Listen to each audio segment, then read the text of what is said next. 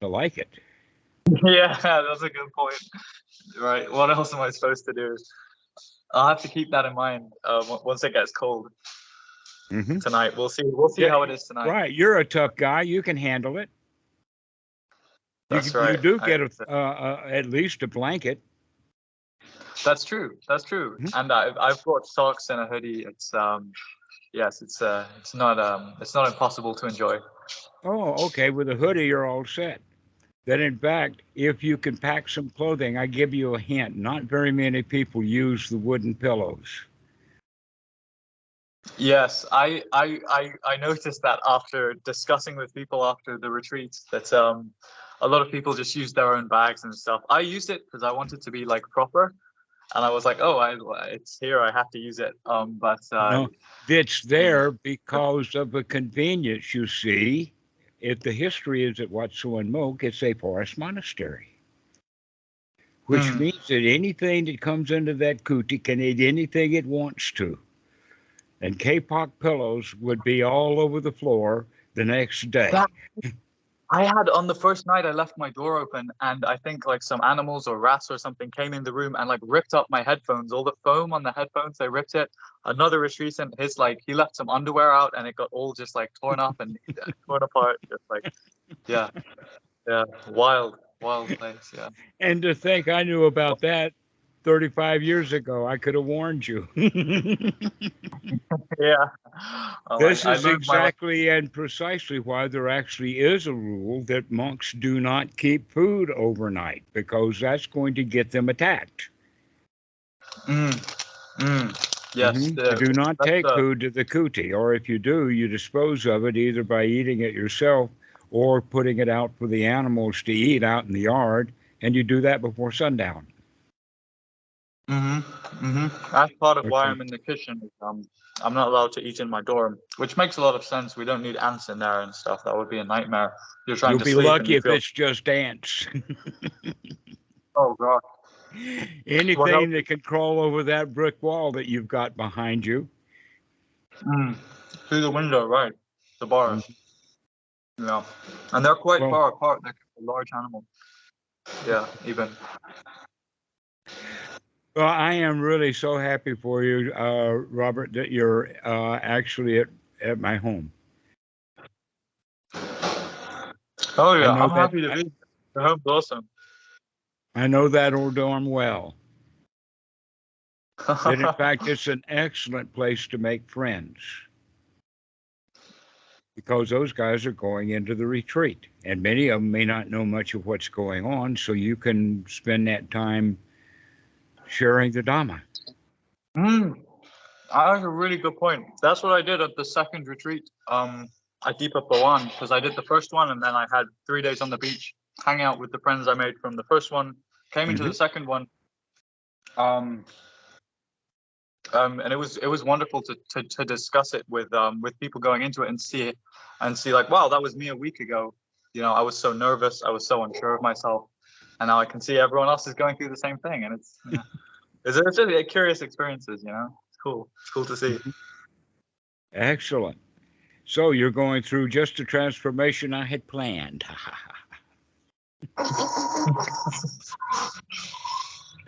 Yes, learning the ropes, learning how to practice the Dharma and live live the Dharma life and so forth.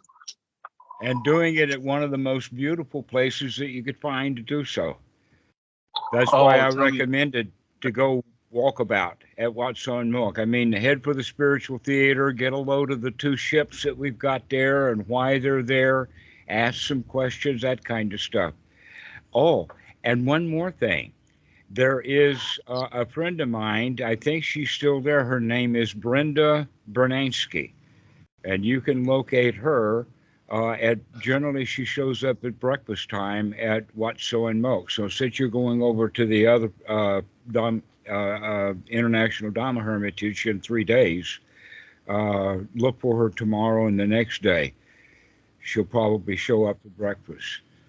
Uh, Cool, she's cool. I'll look up. she's been at Wat Suan Mokkh for I first met her there in 2002, and she's been hanging out at Wat Suan Mokkh ever since. And so she Awesome. pretty well knows her way around visas and everything else. And so she's a good friend to hook up with. Oh, that's fantastic. That's fantastic. Awesome. Awesome. Okay, Yeah. so she's about probably between 60 and 70 and shows her age. And that would be the way of you figuring out. So how many how many elderly white women are going to show up at breakfast at any given morning at what Right, Suan that's Mokkh? my key. That's who I'm looking for. Yes. Uh-huh. Gotcha. Yeah. Cool. Cool. Yeah. Looking forward to investigating that a bit further.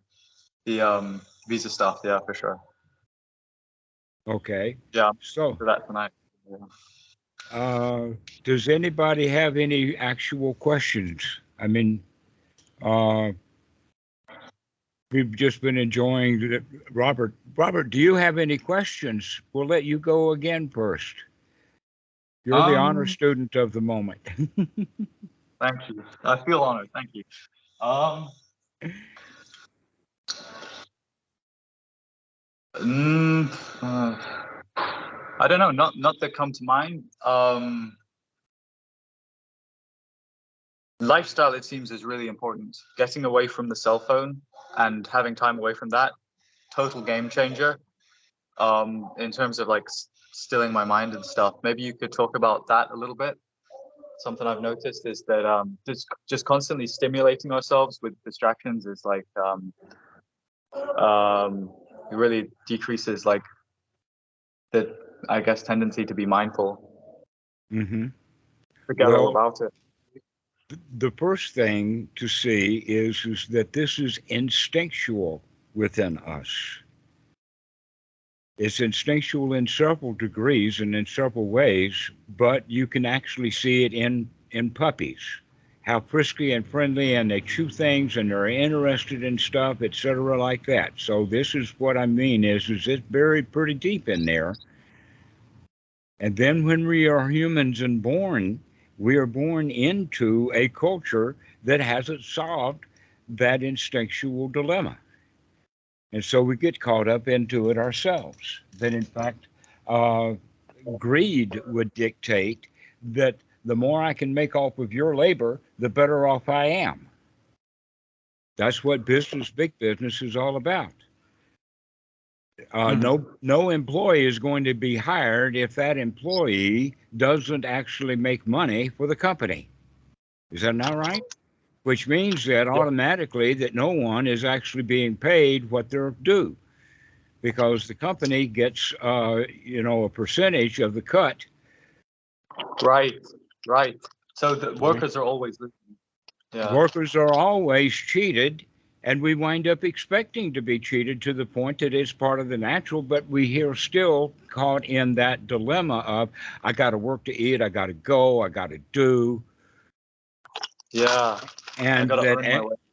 and that as our society has grown into power, because really it's all about power. In the old days, it was the power of slavery and power of horses.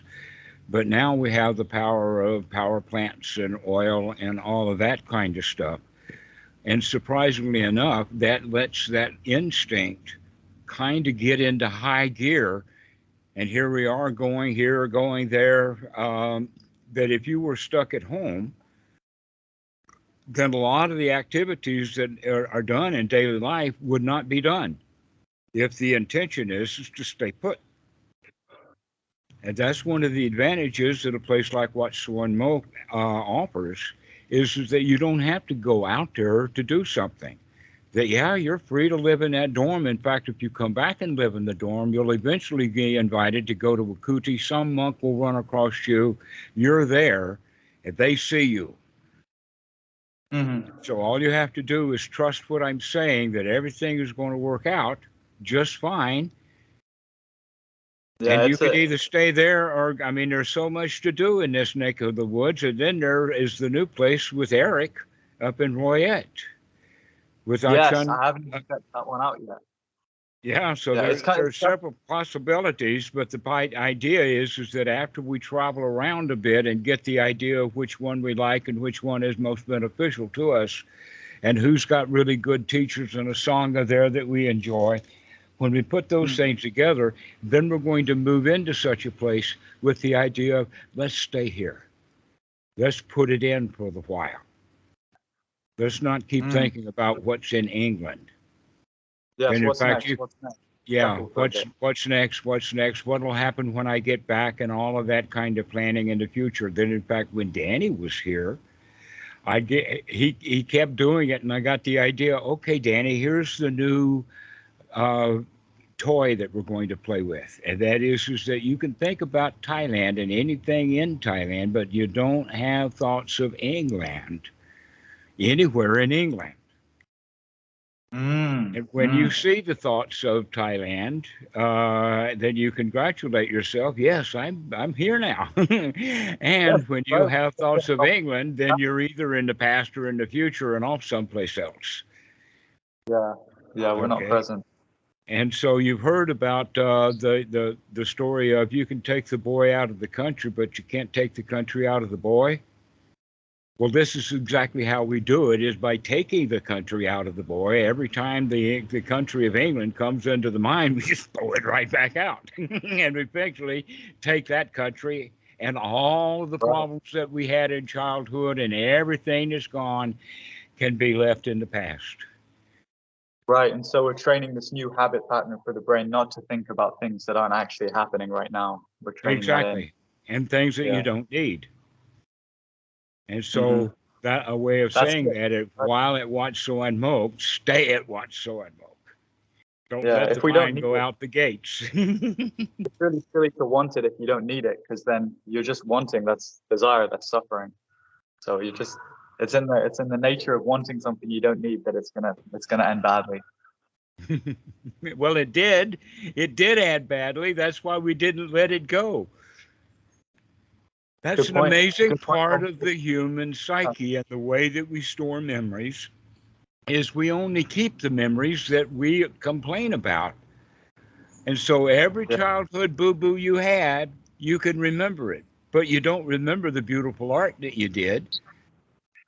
You have to really work hard to bring good thoughts up, but the hard thoughts, they're just right on the surface for us. The reason for that is because of unfinished business and the possibility of clinging to them. We actually, during the retreat, Dhamma Vidhu led our loving kindness meditations, and he introduced me to a technique I've never done before for loving kindness. It's a Burmese loving kindness metta meditation technique, where we imagine first we want to give loving kindness to ourselves before we do, a good friend, benefactor, neutral the world, the enemy and stuff, right? But for ourselves to create a real authentic feeling of loving kindness, what we did was we imagined times that we did good things in the past. So we consciously imagined, that time that I was landed in Thailand and there was a stray dog that came and I gave it some food. And then, wow, that's real, or that time you did something to help a friend, or just kindness out of your heart. And that you see for yourself, you get wisdom instead of just having blind faith. You get wisdom. I actually am a good person. Look at all the good things I've done. And now of course, Robert, you are. Of course you are. Absolutely. You're the only one here that doesn't know that. And one thing. We all have great joy and respect for you, admiration even. Well, every one of us. Sadhu, sadhu, sadhu. You're on the rack, man. You're on the trip. You're on the road. You're on the path. You're there. Yeah, man. We're out here. Yeah. So you're completely acceptable. I was quite shockingly was that I had so many more bad memories from the past than good memories, but that's the whole exercise is to reverse it so that our brain is now not remembering things we did that were wrong, but is actually remembering things we do that were right. And it's like Precisely. You talk about a lot with like we're kind of trained to remember things we did that were wrong because when we do something wrong, it's so bad. When we do something right, it's like, oh, whatever. That's what's expected. Yeah, whatever. Mm-hmm. Yeah, you just forget about it. Because it's got no weight or value. And so That's it. recognizing through wisdom that we can do things in a new way and weight things in a new way so that we actually intentionally forget all about the things that we did that were harmful or disgusting or whatever like that. The harmful memories, the dukkha producing memories, we can intentionally just let those go. And the place for you to start is by doing it for the whole nation of England. And so you could pile up a whole new rack of experiences here that are full of Dhamma and full of Awesomeness. friendship and wholeness. And that will be the sankharas now that you use to create your thoughts. So we want to pile up good experiences and throw out the old harmful ones so that when we need them, we'll get the right one. This, by the way, is part of the teaching of Paticca Samuppada. Is that how we perceive things is based upon our past. And you can think of it like this: if you only had no past at all, like maybe the first photo in an AI database or something like that, that in fact, when we're very, very young, we spend a whole lot of time not knowing anything, can't control our hands, etc., like that. So we begin to develop by bringing in new information and storing it as old information to compare that with, so that we're not constantly in a state of raw. That we can't actually be in the state of here now or any other state unless we've got a past of doing it. That in fact Socrates was quite insistent upon that, in the sense that you don't know something just because you've seen it 100 times. You only know it because you can reproduce it. The way that we produce it then is what we do within our own mind when we think of it. When we think of it, we reproduce it. But That's right. that's what we have as a mechanism inside the mind space that in the Pali is called the Salayatana. And it's the internal senses, but that internal senses has a lot of old data mixed with it, our past. And so when we see things not raw or new, and then collect a new data to figure out what's going on. Instead, we go into the dark past. And in that regard, a lot of English guys come to Thailand, and they can't come to Thailand. They still live in England. And they expect the Thai people to behave the way that they know how to behave in England, rather than observing the Thai people and learn something new. Learn something new, right? Exactly. Learn something a bit better. That's what the Dhamma is really all about, is let's be in the here now. Let's see what's new. As opposed to say, oh, I already know what is there because I saw it already. You know, I drew a conclusion, I've got concepts. Yeah, I've seen that already a million times. There's nothing interesting going on there. Like, but there's so much interesting going on. Like, if I look at it like a trash can, I can just see a trash can and everything's boring and like dull and my life sucks. Or I can see the way the shadows is on the trash can and how shadows look like different gradients of lights on top of the color that was there before, the normal color of it. And then the lid, I can see maybe it's a bit wonky, it's not a perfect circle, and there's like all these details and stuff that we miss. And it's actually can be interesting. We can get curious about it, and we can actually you can enjoy just looking at a trash can. But we're looking past just seeing, oh, that's a boring old trash can. Why do I need to look at that? Like, no, maybe we can make the experience enjoyable. It doesn't have to just be what we're used to. We can make something. We can make something cool out of it. Okay, we'll go back to the original topic that we're talking about, is what Suan Mokkh is the place to be cool. Now you just gave the key. It's you who make things cool. That's so true. That's so true. It's crazy how true that is. It's so true. And there's a whole lot of people doing that very same thing at Wat Suan Mokkh to kind of give you an example of, hey, chill, baby. Chill out, cool off. That in fact, Yeah. that's what the original definition of Dhamma was. The two examples was that you don't eat food hot off the stove, you let it cool. You let it Let it cool. Dhamma.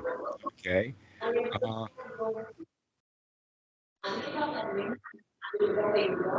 Yeah. We don't. Agitation and the hindrances make us hot. But yes, we can just cool down and relax. Yeah. exactly. But see, when you're walking around such a cool place as Wat Suan Mokkh, in a way, guarding the eye door because you only let yourself see the stuff that people would consider wholesome. Because if it were seen as unwholesome at Wat Suan Mokkh, somebody would have carried it away in the night. So you could pretty well count on that whatever you've got going on at Wat Suan Mokkh is going to be inducive to help you chill, help you That's a cool really off. good point. It's gorgeous. I walked around. We arrived here right when the sun was setting. The lights casting through these big trees. I don't know what type of tree it is, but they're awesome looking. Like vines hanging down. There's some monkey over there right now that's just like goofing around. Um, he just looked up Oh, at a him. new He's like, looking. teacher for you. Yeah, dude. He's like eyeing me. I'm going like this, and he's like doing the same thing with his head. But anyway, I'm gonna ignore him now, because I don't want him to get agitated or something. But yeah, it's like there's so much gorgeous nature around and everything. It's just it's certainly an upgrade over Hereford, which is already like countryside, but this is really in the jungle. This This is is in the really in the jungle. middle of the forest. Yeah. And you've just been to the front gate, basically. I mean, you're still within 50 meters of the front gate. Wait till you get a Yeah. load of the back of it. One of the things that's Yeah. quite remarkable is that there are two chetties, two ancient stupa statue kind of places that are falling down. And actually, if you look on uh, the Google map location that Eric has set around, it shows him sitting there. And these are ruins that are traced back to 700 AD. These things are 1,300 years old. That's the Cool. history of Wat Suan Mokkh, is that it's been sacred ground for a long time with natural Very old growth cool. forests. You can look on Google and see that all the land around Wat Suan Mokkh is all cultivated, but Wat Suan Mokkh has a different texture to it because it's natural forest. And it's Cool. about as big as a square mile. I mean, it's a huge place. Yeah, I saw a map of it. It's just all completely spread out everywhere. Yeah. Hmm. Nice spot. It's really nice. Oh, Hmm. he's eating a coconut. The monkey's just eating a coconut right now. Okay. Cool enough. Coconut. So across the road is the International Dhamma Hermitage, about 2 kilometer or so. Uh, People with big backpacks, I don't recommend they walk, but most people can handle that kind of walk over to the retreat center, which is actually quite gorgeous in completely different ways. This is an old coconut grove that was planted, and they left most of the trees in place. And one big banyan has gotten to be one of the biggest trees that we've got around. I mean, it'd take you a whole minute or so just to walk around the thing. It's huge. It's a Cool. banyan tree. In fact, all of the really big trees down here are banyan trees, which are common in India also. That they have these little from the limbs, they have these little shoots that come down that wind up being first a root, 10 feet long up, and that little root that comes down, and then it gets planted or gets down into the ground, come back a couple of years, and now you've got a little new tree growing. Neat. And so those kind of trees can actually take over a lot if they're not well maintained. So another point is that this is an old history. You see, now South Thailand has electrification. They've got a highway in front. When I arrived at Wat Suan Mokkh, that was a dirt road. That big highway was a dirt road. And it had been a dirt road more or less all the way to Bangkok. I know because I rode it on a bicycle. Because that was the easiest way to get to South Thailand. You see, they didn't have much transportation back in those days. Mm-hmm. Mm-hmm. So they also had no power, but they had an old diesel generator, and they would turn the diesel generator on for a bit of park lights, and turned it on at about 6 in the evening, and then turned it off at about 9 or 10, something like that. So just in the evening time, there was just enough light out there so that you could find your way home. But if they turned the generator off, then you got to hoof it out in the darkness of the forest. In the dark. Yeah. Mhm. I heard like about apparently some one of the instructors here saw someone driving a motorcycle at pitch black at night in the darkness, just speeding down the street. So I guess a pedal bike wouldn't be too out of the ordinary here. But that was a cool story. Sort of following from the point about there being like no traffic laws in Thailand, as we were discussing and stuff. Uh-huh. Yeah. Well, Yeah. there are traffic laws, but they're not well enforced, and they're selective depending upon, do the cops think you got enough money to want to give them money to let you go home? Oh, I hear you. I hear you. Yeah. Yeah. Okay, so, but generally, staying in a Wat is a very, very safe thing to do. Hmm. When the Seems like cops it. come, Seems they like it. normally don't come in uniform. That would be a rare thing. The cop will take his uniform off and put the white on like everybody else does. But Oh, that's that's so respectful. That is so uh respectful. Yeah. well, you can see the tradition of all of that, that everything is the same, all the people are the same, egalitarian, that people don't march in with army uniforms on or things like that. Yeah. I need to get one of these white shirts. I keep seeing people wearing all white. I've got nothing that's white. I need to get some of it. Get them new drip. I bet it will be available at the boutique that's part of the Dhamma Center, that you could possibly buy one there. Cool. Cool. Okay, you can ask, but I'm pretty sure that what those white shirts are Yeah. available at I the remember retreat center. Deepa Bawan had a little shop where you could buy trousers and stuff. I got these like fisherman pants, sort of meditation-y trousers there, which were really cool. Because I didn't bring any trousers that covered the knee when I came to Thailand. I just brought shorts because I thought it'd be hot. But trousers that cover the knee actually came in handy because it does get cold, as I realized at night. Yeah, yeah. Well, the temperature drops, Mm. and it could drop to cool, but you make it cold.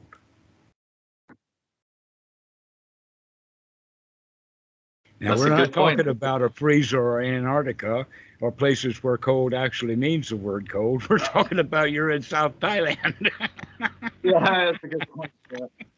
In a hoodie as well. In a hoodie in South Thailand. hmm hmm Like right now, I'm sweating and I'm just sitting, and it's not even that warm right now. It's medium, cooling off. The sun's already set. The sun sets super early here compared to the UK during the summer. It's more like the UK Well, at we're winter. It's like, close to the equator, which means yeah. you do not have large swings in the sun's position. In fact, it rises and sets someplace between like 5:30 to 5:45, and then the midpoint is 6 p.m.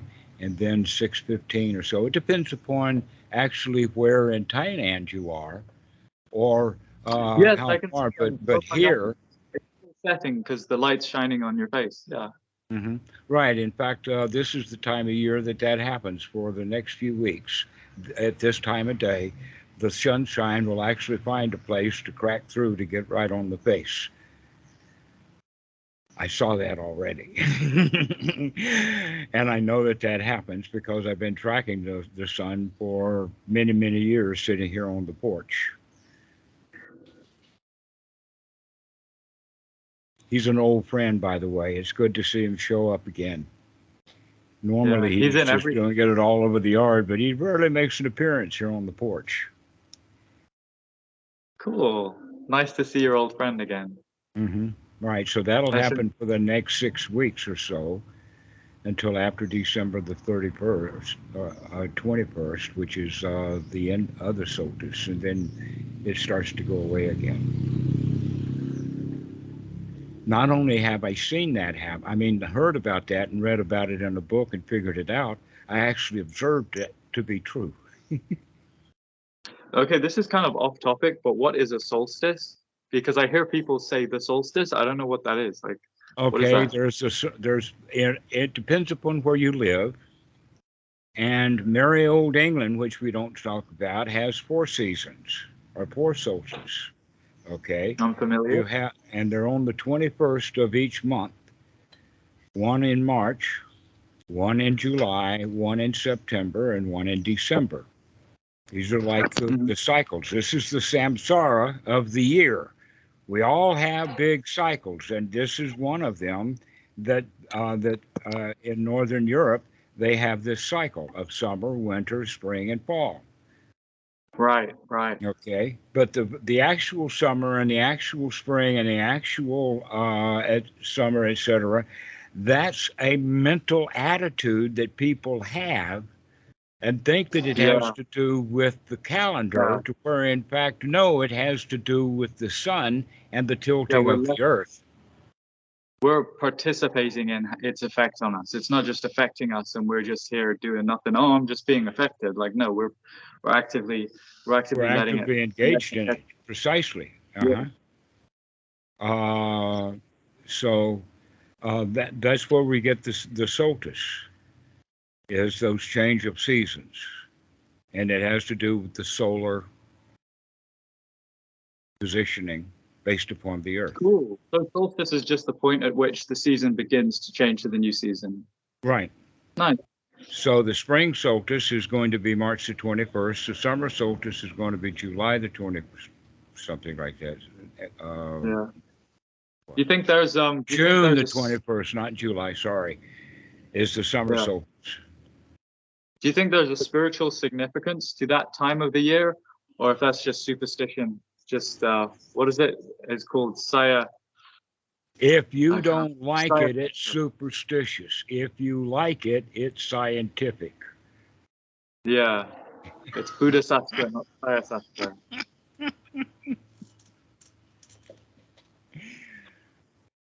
And because people don't like it and they want it to be another season or so, they make up all kinds of magic about it.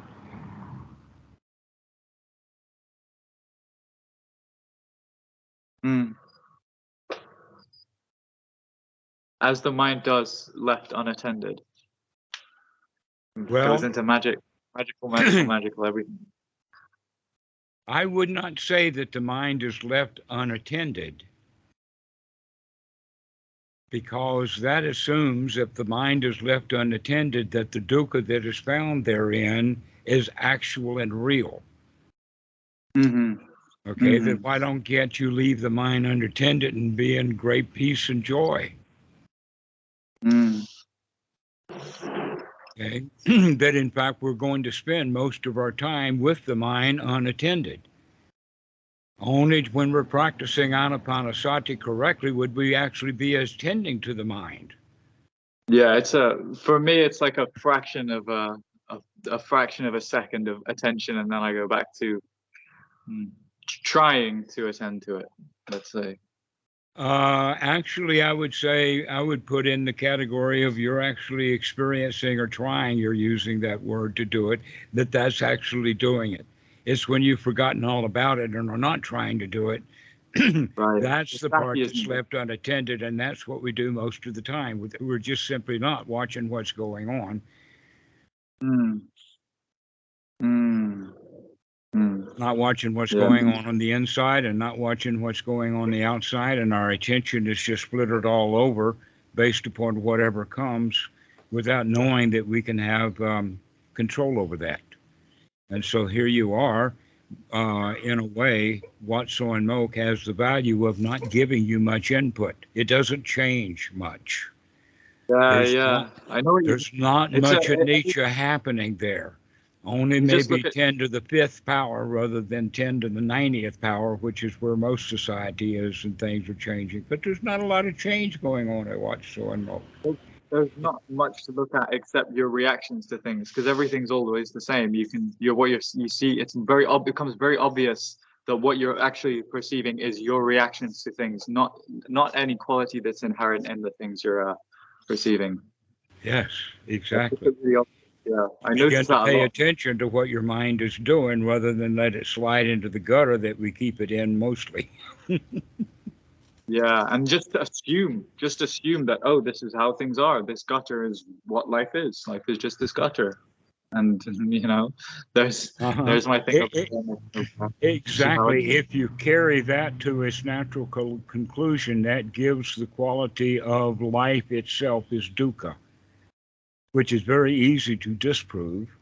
Now that mm, we're out of that, because also that has the quality that we can't change it.